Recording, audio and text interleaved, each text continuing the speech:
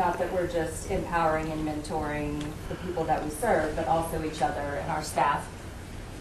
Talked about targeting specific volunteers to provide informed mentoring.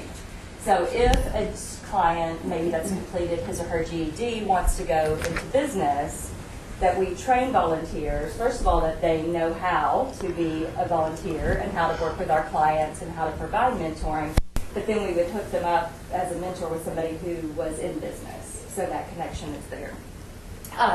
Then we talked about doing the comprehensive training program that I just mentioned, and potentially developing a matching database, because we discussed the idea that you can't just say, you be this person's mentor, you know, like they don't know each other and you don't know if that connection is going to be there, and mentoring is generally something that happens a little more naturally. But could you set up a database? We kind of joked about it being our own personal eHarmony. So, where you would look at someone's profile and kind of see, is that somebody that I think would click with me? Is that someone I would want to meet? And then facilitating maybe a coffee, things like that. It may not work. So they may need to move on to the next person, but to have a database of volunteers who are trained and willing to be mentors. In the second group, we talked about entrepreneur training and mentoring, that there's ways to make money that don't necessarily have to be through a college degree, things like that, but that our clients can really be taught some of these things, those that have that drive and want to do that. Talking about mentoring for men and boys. Men and boys that have been exposed to domestic violence, and that could be from growing up in a home where there's domestic violence. It could be my daughter is in a domestic violence relationship, or my aunt, cousin, my son, any of those things, but working with men and boys, and that would be men to men mentoring. It wouldn't be women mentoring men, but we would train men to also do that mentoring. And also, of course, for GED students, and that brings us to the next one. We talked about mentoring with comprehensive career pathway options. So you have young people who maybe are finishing their GED, maybe they're not so young, but they're in shelter, and they just don't know what they want to do next. It kind of speaks to the transition that you guys were talking about, how to transition education. So yeah, and then I forgot our fun little quote, but the idea of as you have volunteers and people that mentor, that once they've been mentored, they would become a mentor. So maybe a GED student graduates, has a mentor, and then the mentees would become mentors. Mm-hmm. All right. Questions or comments? Good job.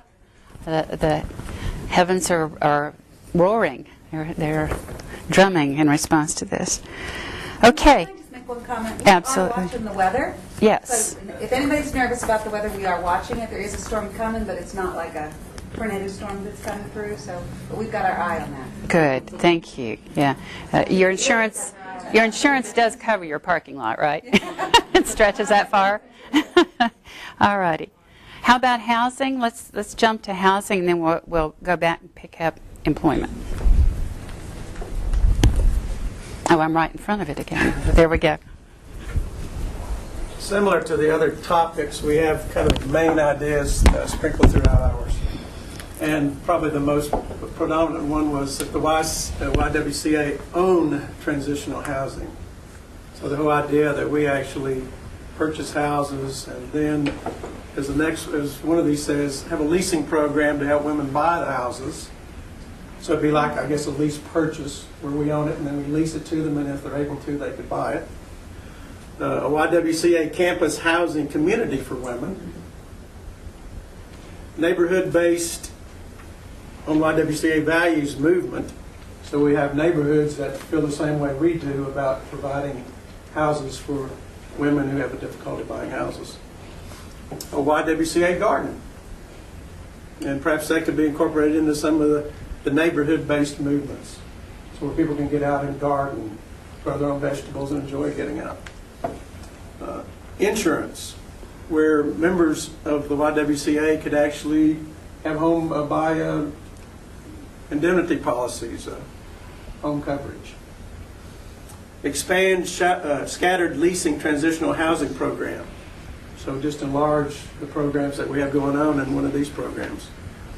Community partnerships with companies that build houses, like construction companies that do plumbing and carpentry and so forth.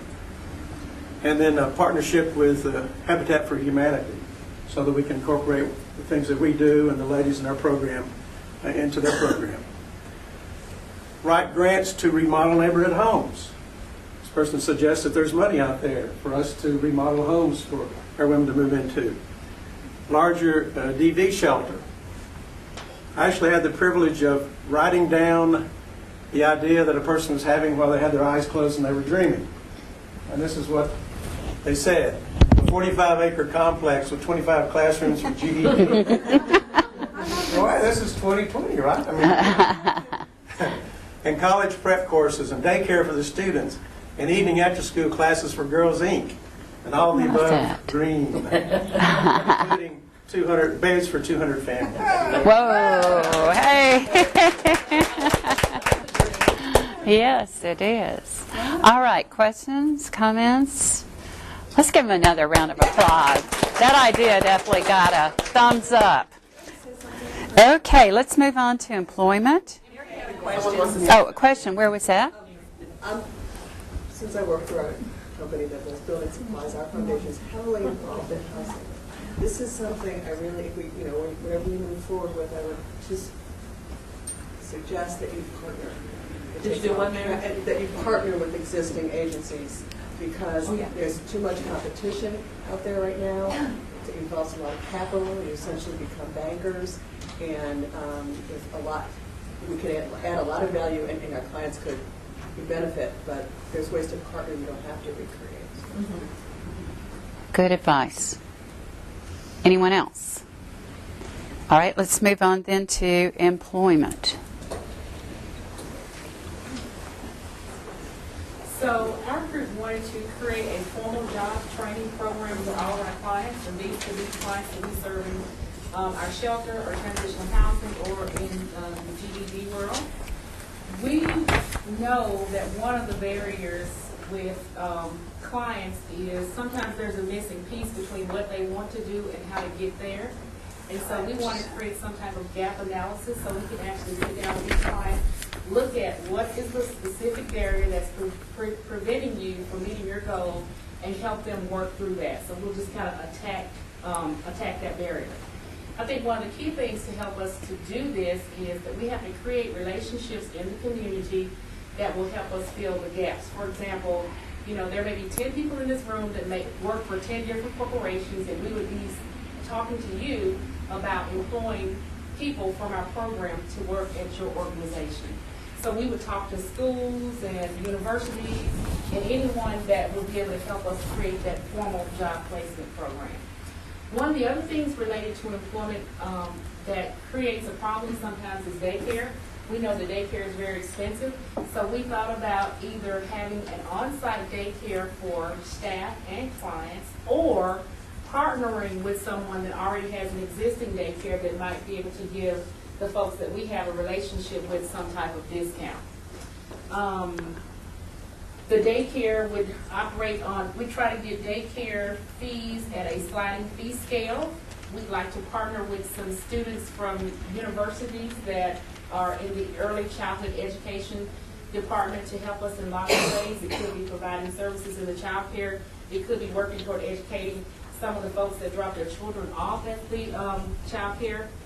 If we had an on-site child care, or if we were partnering with someone, we really want people that have their children that participate in the child care center to actually have buy-in.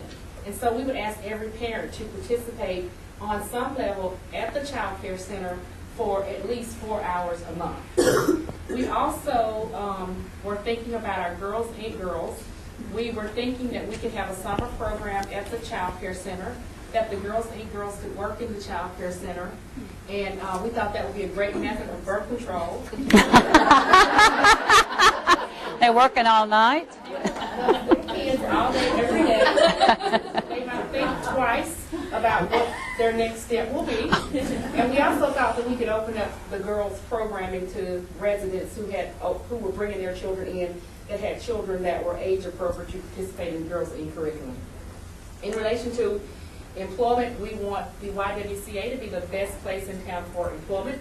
So we talked about offering flexible schedules for staff if their position allowed flexible